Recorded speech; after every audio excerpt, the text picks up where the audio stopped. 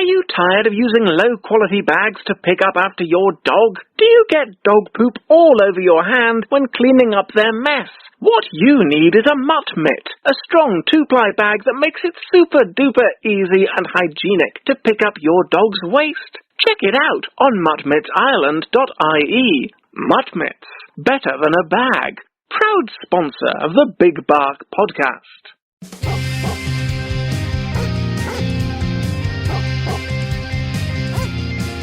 It's the Big Bark with the latest of the canines. The Big Bark, all the doggiest of headlines. With your hosts Dara, Millie, Roxy and Bruno. They're the kind of dogs that you know. It's time to talk about health, nutrition, training. Talk with canine professionals, owners and dogs. It's the Big Bark, the Big Bark. All the canine stories for you. Hello and a big welcome to the Big Bark podcast. I am your host, Dara Burke, and I'm joined as always by my three canine co-hosts, Bruno, Millie and Roxy. And we're getting close to Halloween now, only just over a week away. About a week to 10 days away from recording this. And we have, I suppose, I'm going to begin a priest on the way with all the damage that Roxy is doing around the house. She is a crazy, crazy, crazy doggy. She nearly got her paws on the entire PodTrack PA console that I use here for the podcast there the other day, and by God, she got her paws on that. Like, Jesus, the damage that would have been done would have been hundreds worth. So I want to hear from owners over the next couple of weeks, and I'd like to hear owners sharing their stories about how bold, the things that their dogs do, and how they manage to get their doggies to stop doing these things. I'd love to hear owners' perspectives on this, because this dog is driving me absolutely demented at times, and I'll tell you that. Absolutely love the puppy. She's like going on 9 months next month now. She's just gone 8 months. So she's going a bit getting a bit cuckoo, so she is. Cuckoo. Absolutely nuts. So, okay. Last week we were talking, I suppose, was it last week or the week before we were talking? Well, last week we were talking about, doggy eye health, and a bit later on today we have Dr. Ashleigh Bugler coming back from Treaty Vets, Limerick and Shannon, on our health hub to talk about ear health and different ear conditions as well. I'll be happening a small bit later on. First of all, I want to share a bit of sad news, I suppose. Only earlier this week, the oldest dog in the world, and he was the Guinness World Record holder of the oldest dog in the world. Bobby was his name, and he recently passed away in an animal hospital. So Karen Becker, DVM from Guinness World Records, who had met Bobby several times, announced his death on Facebook, saying, "This sweet boy earned his wings. Despite outliving every dog in history, his 11,478 days on earth will never be enough to those who loved him. Godspeed, Bobby. You've taught the world you were meant to teach. All you were meant to teach. You taught the world all you were meant to teach." So, Bobby was deemed the world's oldest living dog and oldest dog ever in February 2023. He was registered in 1992 in, I believe, in Spain, looking at it. Portugal, and who confirmed his birth date as 1992. And so that would make him 31 years old. So, Bobby, looking at photos here of him, you really have, I suppose, served your owners well. You've given them every bit of love throughout your 31 years. And he was apparently a very sociable, very calm doggy. And he died in an animal hospital just recently. So, very sad to hear that. I'd actually often been following the, the news of Bobby and how he was the world's oldest dog. But look, poor Bobby. He's gone over the Rainbow Bridge now, so he's at peace and he's not going to be in pain. Because the one thing I hate to see is like dogs suffering, dogs in pain, if they're really old and if they're not able to enjoy any quality of life anymore. Our friends in Tree Vets would also say it, you have to do what's right for the dog. And look, world's oldest dog ever. Godspeed is right, Bobby. Godspeed is right. Now, later on this week, we have our Halloween special coming. So let's just talk a little bit about that. Halloween. Okay, so this will be released on Sunday of this week. Halloween. Did not realise that was looping. Okay, so this will be released on Sunday of this week. So normally we don't release episodes any other day than Thursday now. It's normally Thursday that we release all our episodes. But we're saying, look, this week, we're doing an extra special episode for Halloween. We have a number of things happening in that. We want your spooky stories in. We want to hear all your scary, spooky stories.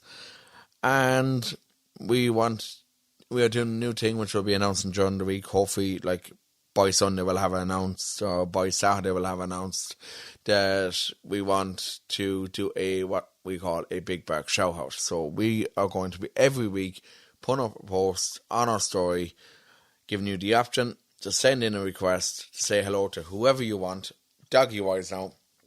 It can be another doggy, it can be your own doggy, it can be a doggy business like your vet, your dog groomer, your dog walker, just someone that you want to say thanks to for being an awesome dog or doggy business, and like just whoever you want to give a shout out to. And be sure to include your own name and be sure to let us know who you want to send your shout out to. Now, this is going to be a fairly short show today because we don't actually have much else to report. Let's see, what's in the news? We're kind of looking up what's in the news. There's not really in the news kind of in Ireland at the moment with dogs. I don't believe so. Anyway, let's just see.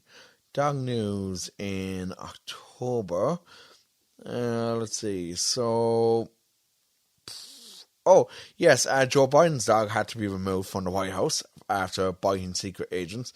There were apparently 10 attacks between October 2022 and 2023. So, yeah, this is something that seems to be a thing with Joe Biden's doggy here. His 2-year-old German Shepherd Commander had attacked members of the Secret Service 10 times in the space of 3 months. Spokesperson for First Lady Jill Biden confirmed Commander currently is on White House campus while next steps are evaluated. Let's see. Elizabeth Alexander, the spokesperson, went on to stress that the Bidens care deeply about the safety of the staff and those who protect them every day. They remain grateful for the patience and support of the U.S. Secret Service and all involved as they continue to work through solutions. So, obviously, the White House, somewhere like that, where there's a lot of, I suppose, military people and all that, like Secret Service and all, it's unclear where he actually is. And I'm assuming that by the sounds of it, he's on the president's own private ranch, which is where I believe his other dog has actually gone to as well. So, it's Major was sent to live with family friends in Delaware that was it. Major was the other name. Major and Commander. My God, he's a real army guy, this Biden fella, isn't he? They also have a cat called Willow. Oh, yeah. The cat's not violent enough. You can be sure the cat's violent enough now. That cat has given enough scratches. So, yes, Secret Service, if you're listening to podcasts for the words like Biden or anything, I'm fully supportive of Mr. Biden and his doggies, just so you know. Please don't show up at my door and arrest me, because I'm in support of Biden and his doggies, because I love these doggies. They're beautiful dogs, and yeah, they're only doing their job. So look, no, there has been a lot of dog attacks of different breeds in recent weeks and months, and it's worrying. It's a lot of XL bullies, as we talked about with Samantha Rawson a couple of weeks ago. And we are seeing a lot of dog attacks continue to happen, and very strange that it's suddenly happening now. Not sure what's causing this, but there was a man in his 50s who died after a dog attack in England a few weeks ago. have been people hospitalised in Ireland as well.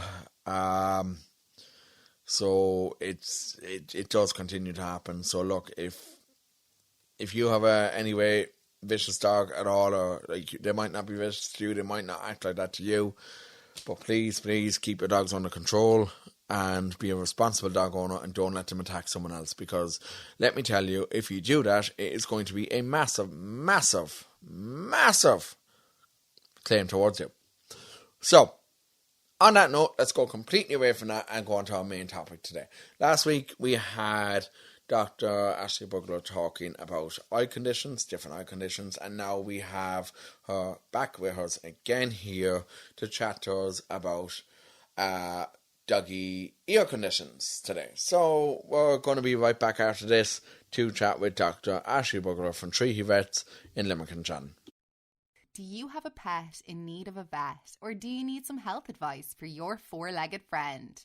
Whether it's for a regular checkup, microchipping, vaccinations, or critical urgent care, you can rest assured knowing that your pet is in loving hands at Treaty Veterinary Clinic, Limerick and Shannon. Providing care for your pet since 1986, at Treaty Vets, your pet is our priority.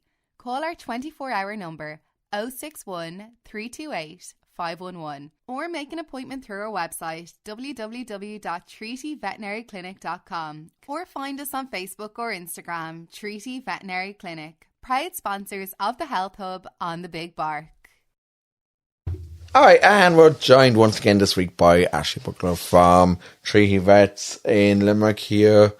And Ashleigh last week talked a lot about eye conditions, and this week we're going to talk a bit more about, I suppose, something else that is as much as vital to dogs as well, which is ear conditions. Ashleigh, big welcome back to the Big Bark. Hi Dara, thanks very much. So last week we talked a lot about eyes, and obviously this week now another very important part of the canine body, and indeed for humans as well. We really rely on our own ears, and dogs especially have, I suppose, much more sensitive hearing to what humans would have. So I'm very curious to hear this as to, I suppose they might experience a lot more kind of ear conditions than what humans would, because their ears are that much more sensitive. So I'm going to hand over to you and let you tell us a bit more about the conditions that dogs can have with their ears. Brilliant, yeah. So, dogs' ears are very important. So this is a huge topic, so I'll just we'll do again another little whistle stop tour through dogs' ears, and just hopefully people will pick up little bits of nuggets of advice that might be useful to them. So I suppose we'll start again with puppies. It's nice to start at the start. So I suppose with new puppies, just getting them used to having their ears checked and cleaned is really important. Get them really happy with open up their ears, having a look, massaging their ears, those kind of things. I would every 1 to 2 weeks just get a plain cotton pad with a little bit of warm water on it and just rub the outside of the ears, just getting them used to you doing things with their ears and putting, just your finger, just over your finger. Don't go any further than your finger will allow, and just rubbing around the inside of the ear. It'll help you detect if there is any waxy buildup there or any kind of discharge, and also just get the puppy used to it. Loads of positive reinforcement. So loads of you're the best man and all those things, and even treaties and all that kind of thing. Get them thinking that you looking in their ears is the best thing ever. Avoid using cotton buds in your dog's ears if you can. And then I suppose as your dog is getting older, they might develop different types of wax in their ears. So for different types of wax, you might need to use a specific dog ear cleaner. So you can, if you have quite a yeasty wax, there's ones for that, or an oily wax, there's cleaners for that. So have a chat with your vet when you're in, having a checkup, and they can recommend the most suitable one. And they can give you a demonstration on how to clean the ears. I just quite like sometimes showing people, if you have your ear cleaner, they're usually quite a liquidy solution. You can just pull up on the ear to kind of straighten out the canal. You want to fill up that canal with the liquid solution, and then just loads of massaging. You're massaging that wax away. So you're massaging, loosening all that wax, and then simply wiping away what comes up. And then it's nice to take your dog for a walk, and they can shake their head and get rid of all the rest of it. And massaging both ears regularly is a great way to loosen wax, even without any cleaner or anything, just while you're sitting on the sofa.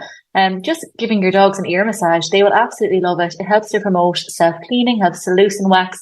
They'll really enjoy it.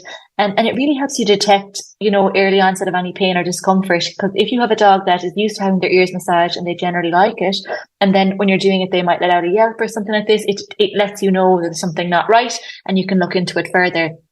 So yeah, very important to check your dog's ears regularly as well, so you know what a normal ear will look like. So if you're looking at your dog's ears from day dot, you will know what a healthy normal ear is, and then you'll be in the habit of checking the ears and you'll quickly spot when something is wrong.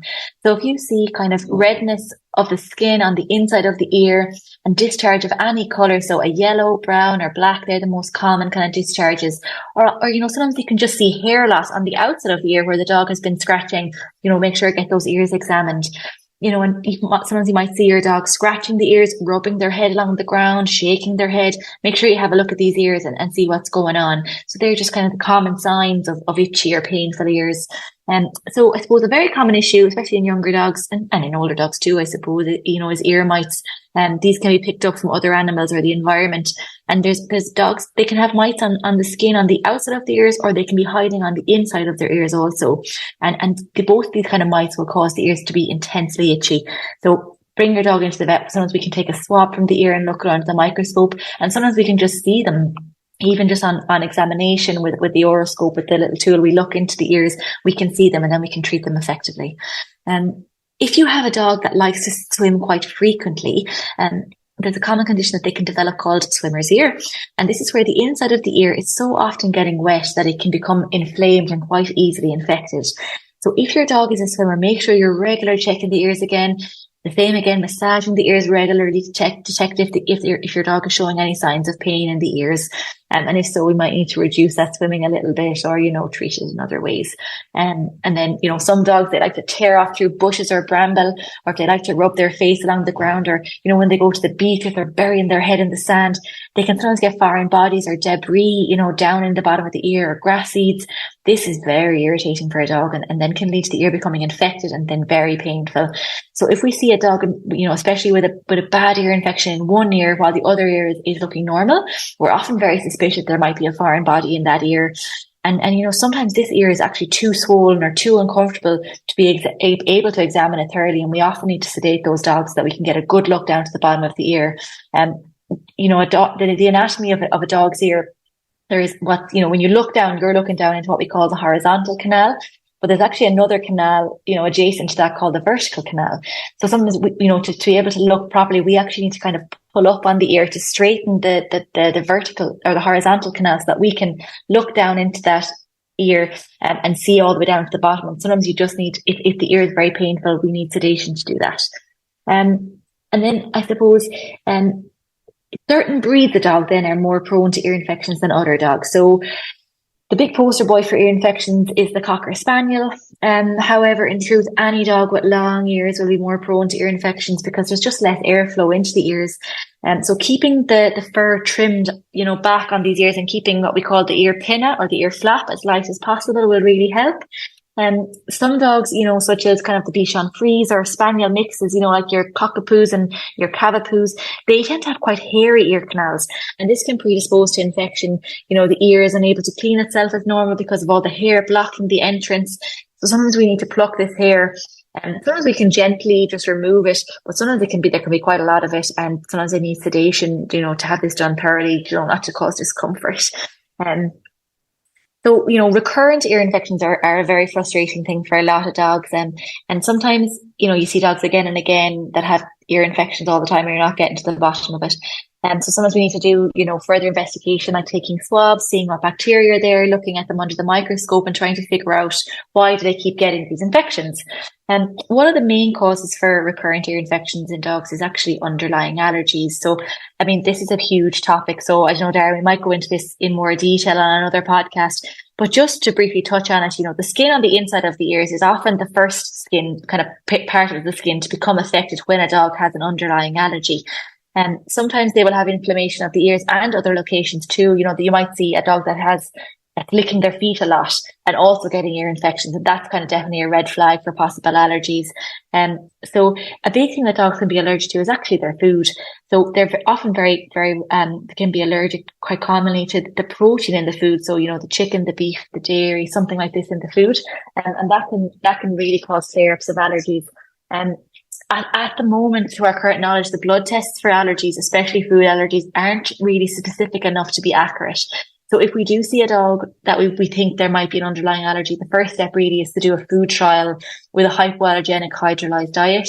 And so this will be done in conjunction with your vet. Just so we would talk through all the aspects of that. And if that food trial then comes back as being negative, then you're probably looking at an environmental allergy. And this can be anything in the environment from dust mites, house mites, pollens, different types of grasses and trees. So, that takes a bit more investigation to get to the bottom of it. I really emphasize, recurrent ear infections, they can be, very frustrating for owners and for pets. And they cause a lot of discomfort and worry. So definitely it's just persistence and consistency, and we can successfully manage most of these cases and keep these dogs really happy and comfortable. Get your dog used to having the ears checked, because it'll make things easier down the line. So then I suppose if your dog is head shaking a lot, and it could be due to an ear infection or for some other reason, they're shaking their head, you can hear that flapping of their ears off the side of their head. This aggressive flapping can sometimes cause problems to the actual ear flap itself. So, because the flap is getting such vigorously shaken and shaken, sometimes inside and under the skin of that ear flap, little vessels can kind of start bleeding, and that can form a blood clot in the flap of the ear itself. You'll feel it getting kind of swollen and puffy. And if you notice that, that means that your dog is definitely head shaking quite a lot, and it might even be at night while you're in bed. And that needs to be checked out, because we need to see, first of all, why are they shaking their head? We need to get that under control. And then we can deal with what it's called an oral hematoma. So it's a hematoma is a blood clot, a collection of blood that's under the skin of the flap of the ear. We need to treat the reason why are they shaking their head. Is there an ear infection there? Get that under control. And then we treat the hematoma itself as well. Sometimes that needs to be kind of removed from the ear. So there's loads and loads of things with dogs' ears, but to recap, the most important thing for your dog is to check them often. Look at the ears and feel them several times a week so you can pick up on any changes early. The earlier an ear issue is detected, the faster it can be resolved. When we see ears that have long-standing infections, the skin becomes very swollen and thickened and much more challenging to treat. These ear canals, we only have so much space, and with recurrent infections, and if they're not managed quickly, that skin can really become quite thickened, and the ear canal can really get very, very narrow. And this will cause, a decrease, obviously, in the ability of the dog to hear. They won't be able to get sounds in. We can't then get topical treatment into the ear because there's not enough space. And these dogs sometimes have to go on to have surgical treatment, to the walls of their ear canals. And that's very, invasive. So if we can try and avoid that at all by getting these dogs in early and getting them treated early, that's a huge win, And I suppose some dogs just have naturally waxy ears, and particularly if they have long and droopy ears, we want to be keeping these dogs, ears cleaned once a week or once every 2 weeks to help keep them free of this waxy build-up. And then some dogs have short ears with plenty of airflow, and they don't need to be cleaned so often. So, and then your dog's ears, a healthy ear will clean itself. So, the epithelium, which is like the layer of skin on the inside of the ear, that has its own little elevator system. It kind of brings out the wax itself naturally. Like ourselves, I suppose, we're not supposed to really be cleaning our ears too much either. It's a natural thing for our ears to clean themselves. And, you have a microbiome. We're all talking about microbiomes these days. There's a microbiome in your ears too, and that needs to be protected, because you need a healthy level of kind of wax in there, a normal level. So over cleaning, like the swimming, dampening the ears and wetting the ears too often, if it's unnecessary, could cause problems. So, it's finding that happy balance between keeping the ears, not the ears getting blocked up with horrible thick black or, really strong wax, but just having a normal level of wax there that's healthy. And then if the ears are inflamed, that does stop your little elevator working, and that's why we get this buildup of wax, and then the ears need to be flushed out.